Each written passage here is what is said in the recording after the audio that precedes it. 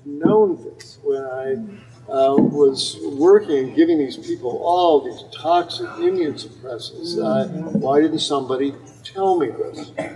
And I met with Garth Davis, who's a lovely man, and Garth is a bariatric surgeon, general surgeon who does bariatric weight loss surgery, and he does gastric sleeves and bypasses and all these things. But in the last couple of years, he's gone vegan. And he used to weigh 280 pounds and was a standard American diet guy, and then ran into Dr. Esselstyn and changed his diet, and he's trimmed down, he's running, he's triathlete, etc. And I got, of course, at Garth, knowing what you now know, how can you in good conscience lay someone down the table and slice their abdomen open and rearrange their digestive plumbing when all they really need to do is eat what we have for dinner today? Eat soups and salads and beans and rice and green yellow vegetables, and the weight melts off. And he shrugged. He says, "I see myself eventually getting out of this, you know. But some people, man, they would rather. It's America, man. We want the easy way out, and they rather, you know, slice me open, doctor. What you got to do? I'm not going to stop eating my pizzas and cheeseburgers." And Homo sapiens, a very strange species that does things so against its own better nature and welfare. I've yet to have a giraffe in the office saying I can't control myself. You know, I'm eating these hyenas whenever they walk by. And that hasn't happened yet. We eat things we really should not, and we pay a dreadful price. So fresh off the Anaheim conference, where I see the fire of plant-based nutrition awareness starting to get brighter and brighter, Kaiser is at least paying lip service to having all their physicians promote plant-based nutrition. They sent out a very persuasive article, and especially for your patient with high blood pressure, diabetes, inflammatory joint disease, Crohn's and colitis, recommend a whole food plant-based diet. It's been really shown to help these. And it's coming down from the boardrooms on high. You go into most clinics and you run into the standard frontline primary care docs. They're not going to tell you that yet. But that manifests not so much brilliant scientific understanding and altruistic thinking by the governing board of Kaiser.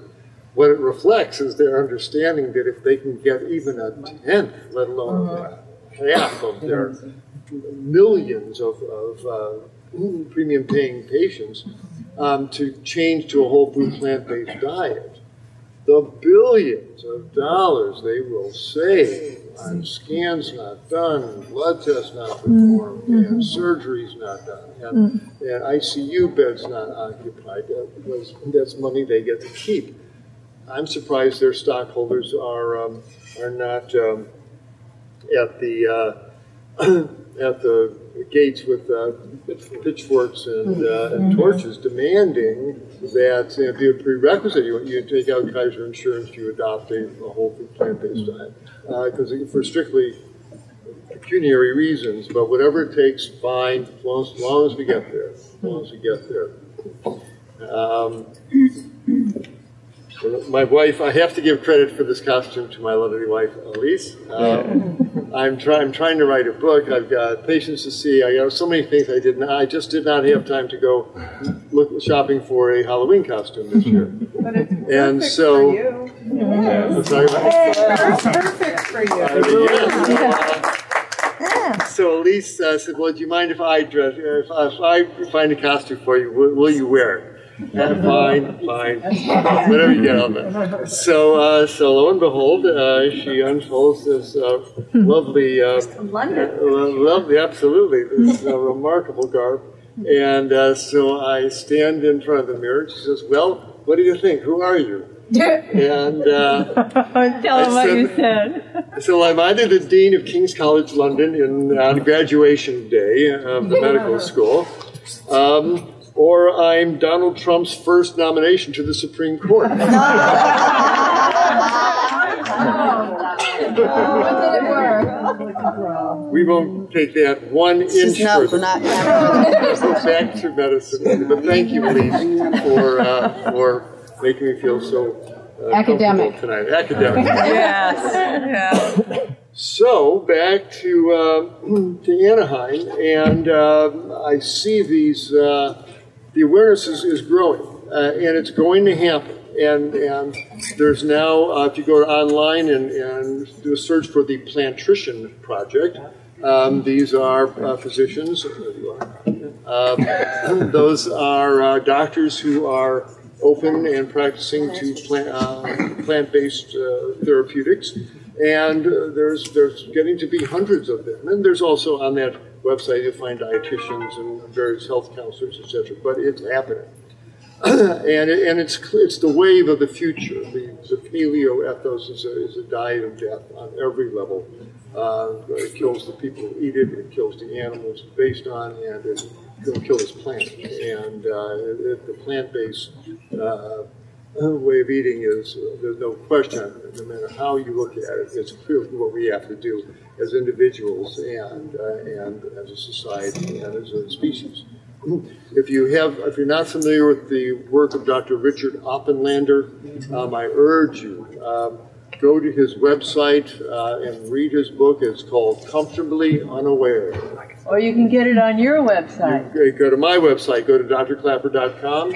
DOCTORKLAPER, all spelled out, .com, and click on my resource page. You'll see Dr. Oppenlander's book called Comfortably Unaware. And he, which is right where the meat and dairy industry want to keep us, as 70 billion animals are raised and slaughtered every year on this planet, all breathing out carbon dioxide and methane, and the feed corn and soybeans are all those fields are laced with ammonium-containing fertilizers that evaporate off nitrous oxide, the third major greenhouse gas, flesh consumption, and the large-scale animal agriculture to support it is driving absolutely every environmental destruction we face. That's what's driving the global warming. That's why the ice caps are melting. That's where the forests are being cut down to make grazing land and cropland and beef. That's where the water in this state is going. Most of the water in this state is going to irrigate alfalfa to feed cattle and to run slaughterhouses and for cattle to drink.